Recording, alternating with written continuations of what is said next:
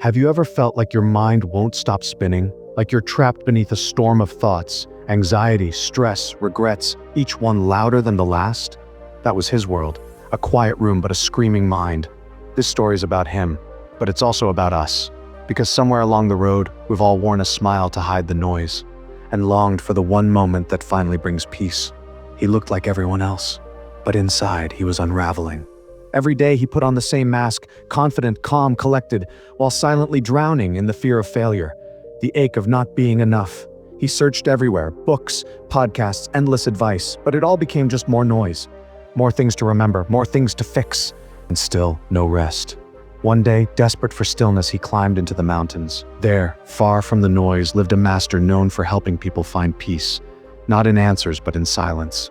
When he arrived, he poured out his heart. I overthink everything. I feel anxious, empty, like a failure. His voice cracked, his body trembled, he needed help. The master didn't speak, he simply began pouring tea into a small ceramic cup, quietly, slowly, until it reached the brim, and then he kept pouring. Tea spilled over the edge, onto the table, onto the floor. The young man jumped. Stop! It's overflowing! The master looked into his eyes and said softly, and so is your mind. You come to me filled with thoughts, with fear, with expectations, the master said. There's no room for peace in a cup that's already full. That moment was a crack of lightning. He realized he didn't need more information. He needed less. He didn't need to hold more. He needed to let go. So he sat beneath the open sky.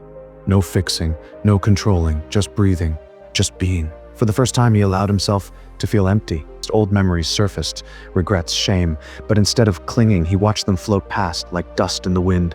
And slowly, they stopped sticking. He returned each day to the stream, to the silence. Thoughts came and went, but the silence beneath them grew stronger. Stillness became his friend.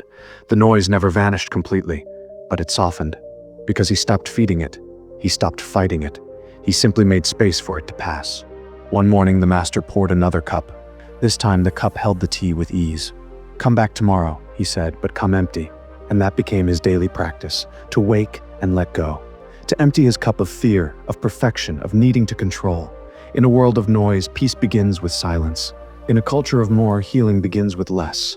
So today, ask yourself, what can I release to make room for peace?